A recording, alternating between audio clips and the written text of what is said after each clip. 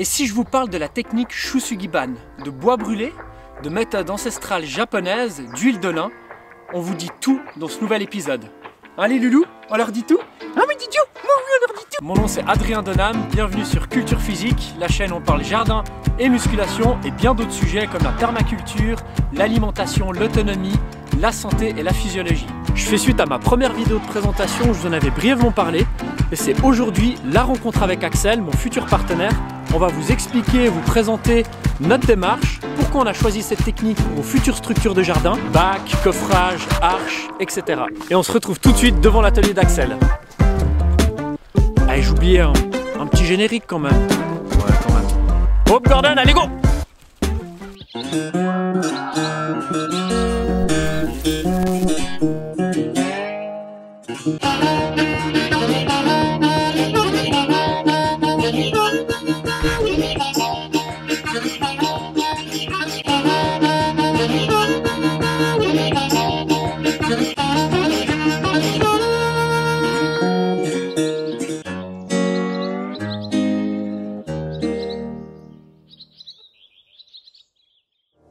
Alors voilà, nous voilà arrivés à l'atelier d'Axel, donc on va aller toquer à la porte, lui dire bonjour.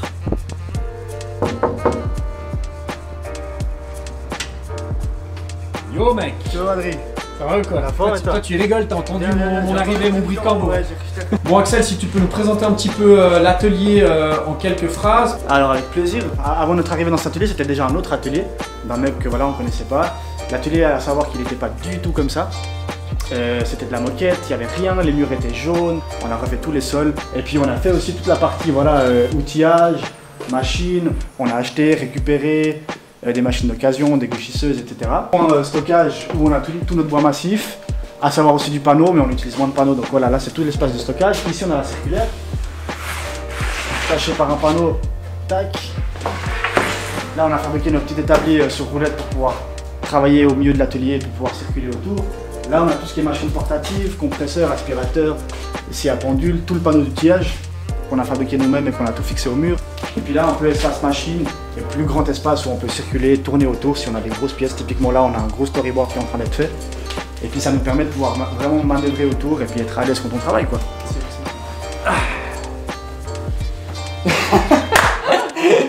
Peut-être je pense que c'est bien qu'on explique à nos futurs auditeurs notre rencontre et comment on en est arrivé un petit peu là où on en est actuellement.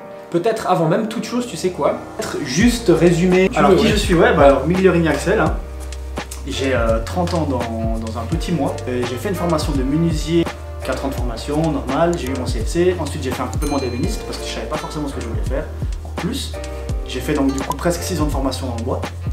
Donc c'est toujours quelque chose que j'ai beaucoup apprécié et je suis un peu tombé là-dedans parce que mon parrain était menuisier et que quand j'étais plus jeune pour me faire un peu d'argent, j'allais en fait travailler avec lui. Et c'est un peu comme ça que m'est arrivée cette idée de faire menuisier. Et puis après, en ayant fini l'apprentissage, j'ai bossé dans diverses structures qui n'étaient pas toujours forcément adaptées à ce que je voulais faire. En fait, le côté artisanat se perdait un petit peu.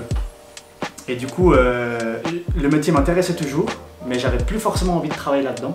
Donc du coup, je me suis redirigé dans un autre domaine qui est actuellement le social, avec des jeunes, mais où je peux quand même encore maintenant toucher du bois, etc. Et c'est pour cette raison que maintenant, j'ai cet atelier qui me tient beaucoup à cœur, parce qu'on est parti vraiment de rien. Donc le bois est vraiment un fil conducteur dans ta vie. T'as toujours voulu garder un petit peu ça quand même. Oui, mais maintenant que j'ai la formation et les connaissances, je me rends compte que c'est vraiment un métier qui est incroyable. Et pouvoir partir de rien et d'arriver à un truc concret. Parce que moi j'imagine vraiment le petit artisan. Ça existe toujours, mais ça se fait moins parce que forcément les coûts de production coûtent moins cher en faisant en série. Maintenant on a des CNC et maintenant le côté vraiment fait main ça se perd un petit peu. C'est aussi pour cette raison que j'ai voulu garder un pied à terre dans un atelier et toujours faire un petit peu de menuiserie parce que c'est un métier qui se perd. Et puis de toujours avoir un pied là-dedans, ça me permet de toujours garder aussi un peu la main là-dedans parce que ça se perd vite. Alors, ça reste un espace de travail. Mais en fait, l'espace de travail que je ne retrouvais pas dans l'entreprise, j'ai réussi à le retrouver ici. Transmettre à des jeunes. Au final, c'est ça aussi qui nous dit beaucoup, je pense, la transmission. Moi, c'est ce que j'aimerais faire passer par le monde du végétal, c'est pour moi une richesse qui est incroyable, c'est la transmission de savoir. Je pense que c'est pour ça que ce projet, on parlait avant du lien de la rencontre, que justement ce projet match bien entre les deux. Après, je me répète un peu, mais je te dis pas, c'est tri. Ça, on s'en fout, on fera le tri, et puis ça, c'est l'art du montage. Et puis je dis ça, mais je suis un novice dans le domaine. On va présenter un petit peu notre rencontre. Donc je sais pas si tu te souviens, mais donc moi, mon ami d'enfance, Gabriel, il est pote avec toi.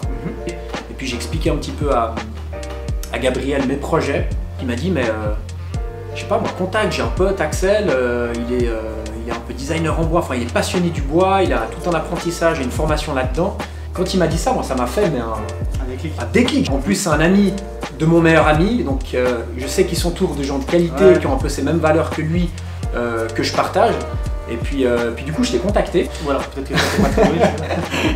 Toi, t'es rentré de voyage, t'étais venu me voir directement en fait les jardins. Venu voir ton jardin, effectivement. C'est ça. Moi, je t'ai présenté un petit peu la chose, mes convictions, mon projet d'accompagnement et de coaching dans la conception de jardin. Et puis, ça me paraissait évident de fusionner nos deux compétences, toi dans le monde du bois, moi dans le monde du végétal, et puis de pouvoir aider et accompagner au mieux les futurs jardiniers. On a fait un premier prototype sans trop penser, on va dire, à quel bois on allait utiliser, quel enduit on allait mettre. Je pense surtout qu'on ne savait pas vraiment sur quoi partir. On n'avait pas d'idée précise. On est parti un petit peu dans une idée, allez, on se fait déjà un bac. Moi j'avais l'idée d'un prototype de bac hors sol dans les principes des wicking beds d'un bac autonome. C'est ça que c'est ça, ce sera l'objet d'une prochaine vidéo. Le design était magnifique. Enfin, je trouve qu'on était arrivé à un résultat qui était très beau. Effectivement, moi qui me parlais, mais c'était pas forcément. Mais moi il me manquait le petit truc. Penser à la valeur écologique. Exactement. Et au type de personnes qu'on allait toucher par la suite. Moi, il me manquait un truc. À mon habitude, je suis sorti me balader avec les chiens. C'est là où j'ai mes meilleures inspirations, où j'ai mes idées. Et puis c'est là où j'ai pensé, bon, on a besoin de bois, on a besoin de traiter le bois. Comment on peut faire pour rester dans une éthique qui rentre dans l'éthique de la permaculture? Et j'ai cherché, et puis ça a été l'évidence en fait. Je me suis dit qu'il fallait qu'on revalorise des matières premières comme le bois. Donc là je me suis dit ok, pour le bois ça fait écho en moi, il faut revaloriser, il faut utiliser du bois de récupération. Ensuite il y avait aussi l'aspect traitement du bois. Il y a quelques années j'avais déjà vu des techniques de bois brûlé, et puis là j'ai repensé à ça, j'ai regardé à nouveau des vidéos, et puis là aussi l'évidence, je me suis dit ok, bois de récupération, technique ancestrale japonaise qui s'appelle Shusugiban. Là c'est bon, j'avais trouvé, je t'ai appelé directement, je me suis dit viens à la maison, faut que je te partage un peu l'idée, peut-être que je t'avais déjà donné quelques infos par téléphone. Je suis profondément convaincu que là ça fait sens, ça va dans la direction dans laquelle je veux aller, ça matche bien.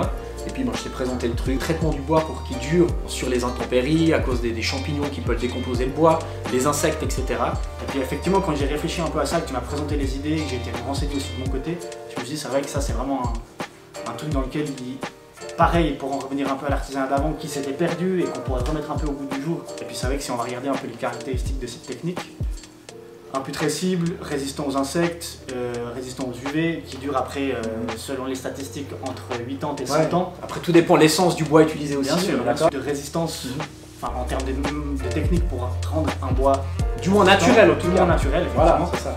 Il n'y a pas mieux. Et puis après le côté esthétique, ça mène aussi dans la manière dont on le brûle. Est-ce qu'on le brûle à fond, est-ce qu'on le brûle peu, est-ce qu'on le brûle un peu, est-ce qu'on le brosse. Ça après ça sera à nous. En tout cas on a déjà fait plusieurs tests. On pourra vous proposer, je pense, environ 3 finishes. On brûle en fait les 2-3 premiers millimètres du bois qui permet de créer une pellicule carbonisée et qui permet de protéger le bois, et ensuite on enduit avec plusieurs couches d'huile de lin qui a aussi plusieurs propriétés. Et puis ça permet aussi, peut-être c'est important de le dire ça, le fait d'avoir cette trame de récupération de bois, ça permet aussi de réduire considérablement le prix des futurs bacs qu'on va proposer. Et revaloriser de la matière qui partait à la déchetterie, à la poubelle ou autre. Après c'est un métier d'être... Ah nom de Dieu, c'est un métier. Du coup on arrive au terme de cette vidéo avec Axel. Ouais. En tout cas on se réjouit, on a hâte de vous accompagner dans ces futurs projets. Et puis la petite routine de fin, montrer l'exemple n'est pas la meilleure façon de convaincre, c'est la seule.